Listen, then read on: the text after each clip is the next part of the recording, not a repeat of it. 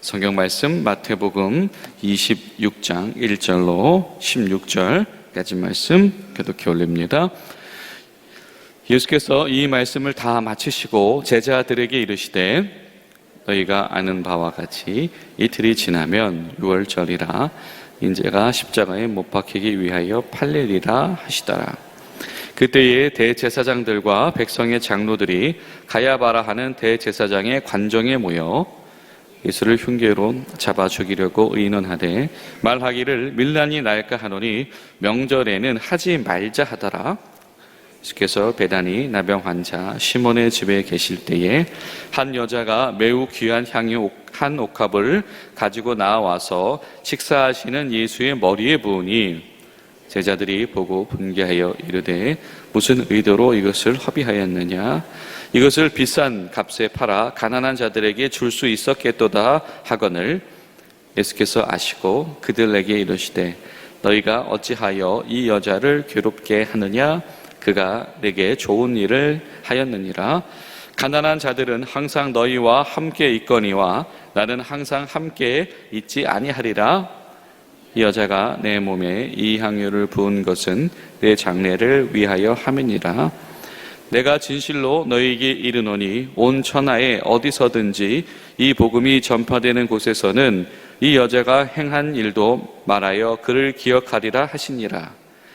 그때에 12 중 하나인 가롯 유다라 하는 자가 대제사장들에게 가서 말하되 내가 예수를 너희에게 넘겨주리니 얼마에 주려느냐 하니 그들의 은 30을 달아주거늘 기회를 찾더라. 아멘. 오늘도 우리에게 오시기 위하여서 십자가를 자처하신 주 예수 그리스도의 사랑으로 충만한 하루 되시기를 간절히 소망합니다. 이제부터 마태복음 26장부터 28장은 본격적으로 예수님의 이 순환, 주님의 죽음에 대하여서 그리고 부활에 대하여서 증거하기 시작을 합니다. 사실 앞선 장부터 계속해서 예수님께서는 이 예수님이 십자가를 향해서 가고 계심을 계속해서 예고하시고 때로는 강조해 오셨었죠. 그것이 무엇이겠습니까? 예수님께서 이 당하는 고난이 이 불가항력적으로 힘이 없어서 당하는 어떤 실패로서의 이 고난과 죽음이 아니고 하나님의 작정하심, 하나님의 계획의 성취다라고 하는 것을 교회들에게 이 마태복음이 전하고 있는 것입니다. 이 시각을 잊어버리면 예수님께서 십자가에 죽으셨다라고 하는 눈앞의 현실이 성도들의 마음을 약하게 만들든지 아니면 그 대적자들로 하여금 굉장히 득이양양하게 하게 되어지는 사실은 십자가 사건 자체의 현실은 그러하다라고 하는 것이죠. 예수님이 힘이 없어서 그렇게 죽으신 건가? 꼭 그렇게 되셔야만 했나라고 하는 것이죠. 그러나 이 마태복음은 분명하게 이야기를 합니다. 예수님의 십자가와 그분의 죽음은 전권적으로 주권을 행사하신 그분의 이 전권 가운데서 시행된 것이다 라고 하는 겁니다. 그리고 예수님을 죽이려고 이 음모를 꾸미는 자들은 그 과정 속에 있는 바로 그런 대적자들이 한 부분인 것이지 그들이 결코 승리자가 될 수도 없으며 그들이 그렇게 하고자 했다고 해서 하나님이 허락하시지 않으셨다라고 한다면 그렇게 할 수 없다. 그렇기 때문에 이 죽음도 자처하신 주님이시기에 부활하시고 승리하시는 것은 너무 자명하다. 사실은 이 메시지를 전하고 있는 겁니다. 여러분, 그런데 사람이 우리가 이 현실의 어려움 당했을 때에 우리 시선을 하늘로 돌리는 것은 결코 쉽지가 않잖아요. 그렇죠? 예수님의 순환을 목격한 제자들, 그리고 예수님의 부활을 증거하다가 이 어떤 삶의 정말 벼랑 끝으로 내몰리게 되어진 이 성경을 지금 듣고 있었던 이 초대교회 성도들 입장에서 보면은 그 현실의 한계 앞에서의 영성이라고 하는 것은 굉장히 바람 앞에 촛불 같을 것입니다. 그런데 그런 이들에게 이 마태복음이 증거하고 있는 것은 이거 봐라. 주님의 십자가, 주님의 죽으심, 이거 전부 주님께서 계획하신 대로 의도대로 전권을 가지고 그렇게 하신 것이다 라고 하는 겁니다. 오늘 말씀을 보면 이런 표현이 등장을 해요. 예수님께서 이제 말씀을 다 마치셨다라고 하는 거. 말씀을 다 마치셨다. 이제 예수님께서 가르침을 다 주셨다라고 하는 겁니다. 반복해서 얘기하셨고 십자가의 죽음의 사건은 이제 곧 일어나게 될 것이다 라고 하는 겁니다. 이 다 말씀하셨다. 이 말 한마디 자체가 이것이 하나님의 계획으로 찾아오는 예수님의 죽음이다라고 하는 것을 우리에게 보여주고 계시다라고 하는 겁니다. 또 이 죽음은 언제 일어나게 될 것이다. 예수님께서 6월절에 일어나게 될 것이다. 제자들에게 이렇게 말씀하셨다라고 하는 것이죠. 6월절에 죽음을 넘기게 되어진 사건은 이 어린 양의 피라고 하는 대속물이 있었다라고 하는 것입니다. 예수님께서 십자가에 달려 죽으심은 이것은 마치 6월절에 하나님께서 어린 양의 피라고 하는 방편을 계획하신 것처럼 이것이 예수님의 죽음은 하나님의 계획이고 구원을 위한 하나님의 방편이다라고 하는 것이죠. 이 하나님의 구원의 방편 속에서 이 대적자들의 존재가 이 성경에서 지금 소개가 되고 있는 것입니다. 자, 가야바라고 하는 인물이 등장을 합니다. 이 가야바는 이 대제사장 안나스라고 하는 인물의 사위였습니다. 그의 장인은 짧게는 20년, 길게는 30년 넘도록 이 가야바는 이 본인 스스로가 짧게는 20년, 길게는 30년 넘도록 대제사장직을 수행을 했고 그 장인도 그러했고 그러니까 이 퇴임 후에도 지금 이 그들 집안의 영향력 아래 있다라고 한다라고 하는 것은 이 사람들이 굉장히 강력한 뭔가 영향력을 행사하는 집안이었던 것은 분명한 것 같습니다. 그들에게 모여 있다. 이 막대한 영향력과 이 권한을 가지고 있는 이들이 그런 어떤 여건을 가지고 있는 이들이 이 오랜 기간 대를 걸쳐서 결국에는 하나님이 주신 이 대제사장이라고 하는 직분이 그냥 가업인 것이고 어떤 힘인 것이고 권력인 것이고 기득권에 지나지 않았다. 어떻게 하면 예수를 죽일까 노이하지만 행여라도 이 어떤 그것이 우리에게 손해가 되면 안 되기 때문에 유월절을 피해서 할까 이런 모이나 하고 있더라라고 하는 것입니다. 여러분 참 그런데 흥미롭게도 지금까지 예수님 앞에서 막 공격하던 이들이 누구죠? 바리새인들이 굉장히 많았었잖아요. 말로 시비를 걸고 질문을 파고. 그런데 이제 바리새인들은 이 마태복음에서 싹 빠집니다.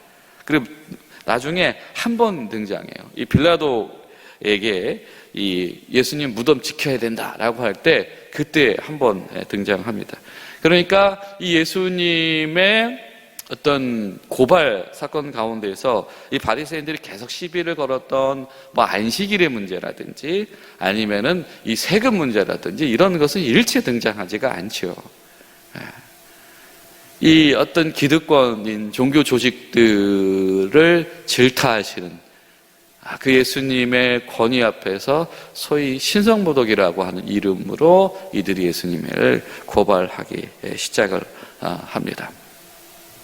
그러니까 이 어떤 정치가들이 판단했을 때 도대체 뭘로 죽이려고 하는 것이냐 이렇게 되어지는 것이죠. 여러분 그렇습니다. 상식적으로 판단해도 이르지 못할 일들을 이 종교 최고 지도자들이 행하고 있다고 하는 모순을 성경은 우리에게 증언을 하죠. 우리가 대를 이어서 몇 대 예수 믿는 집안이야. 이거 참 얼마나 귀한 복입니까?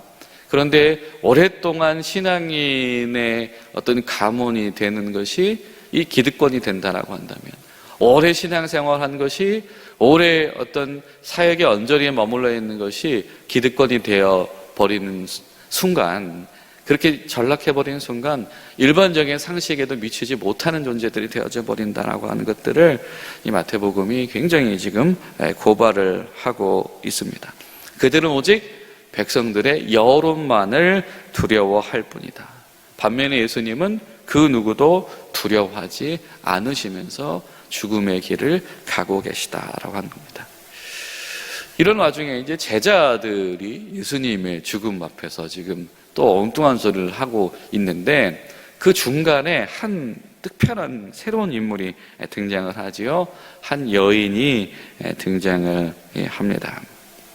제자들의 배반 이야기 나오기 전에 제자로 언급도 되지 않은 이 무명의 한 여인이 이스라엘의 대적자들은 메시아이신 예수님을 죽이려고 논의하고 있고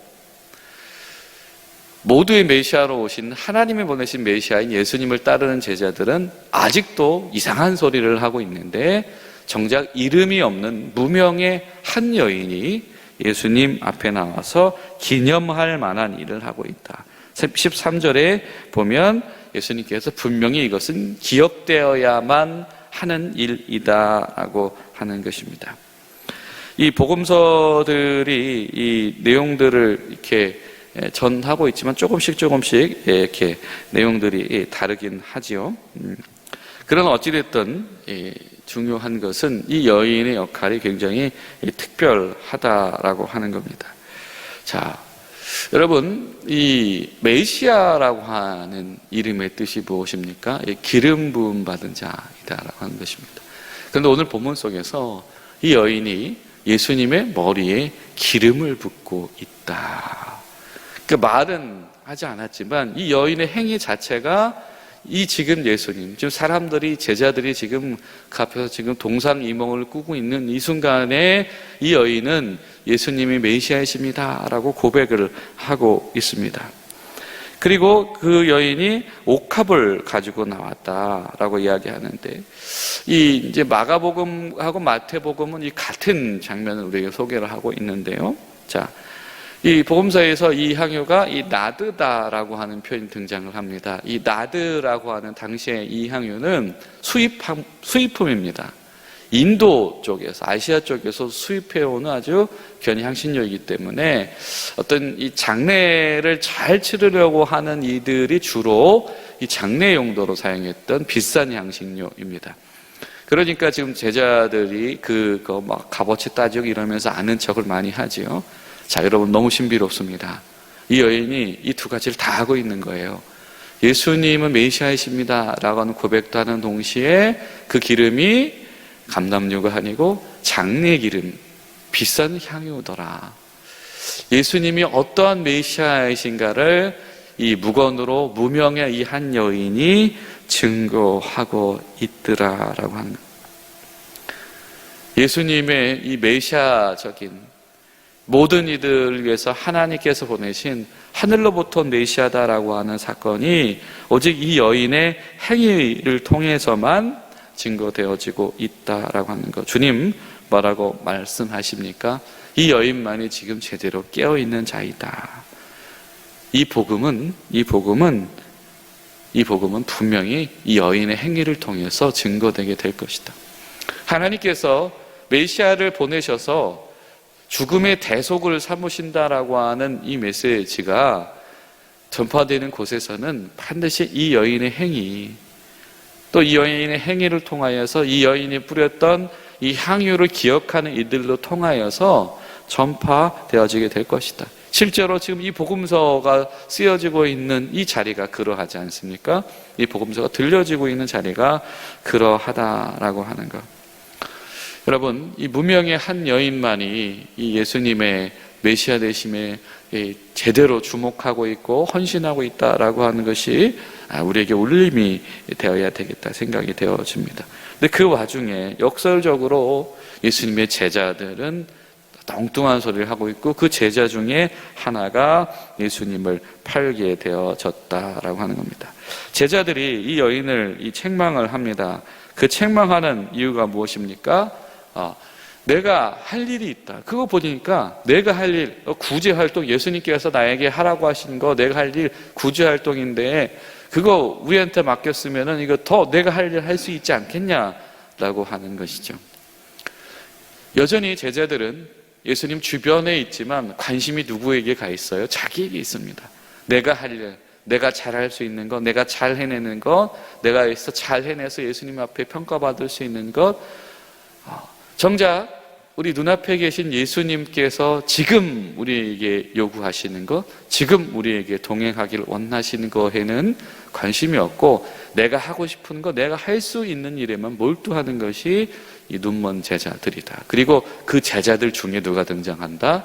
예수를 파는 자가 등장한다. 여러분, 놀라운 선언이지요.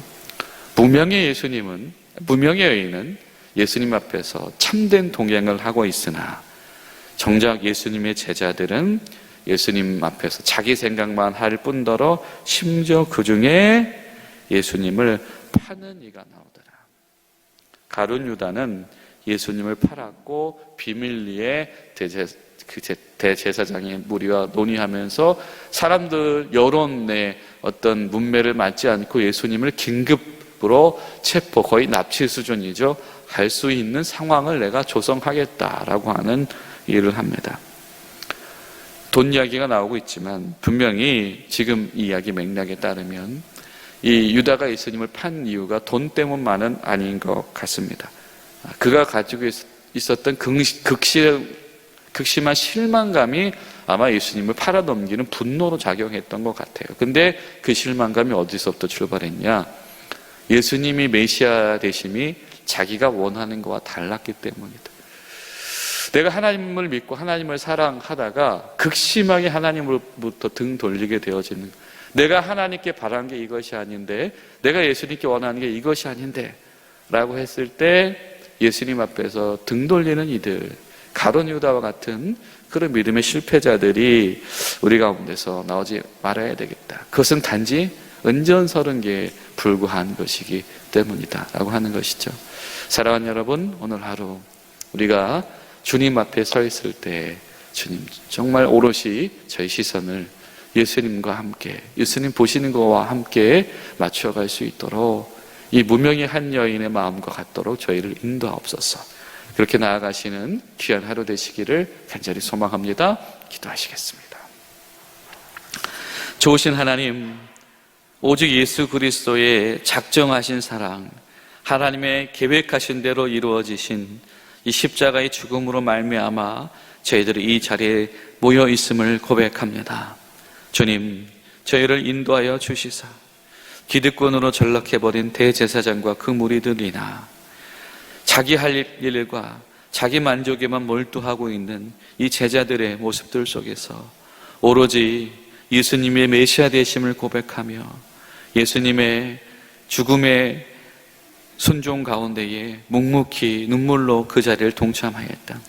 이 한 여인의 깨어있는 믿음을 저희 가운데 허락하여 주시사 저희들이 예수님과 친밀하게 가까이서 동행하는 자들의 바른 믿음의 본을 세워나갈 수 있는 귀한 하루 될 수 있도록 인도하여 주시옵소서.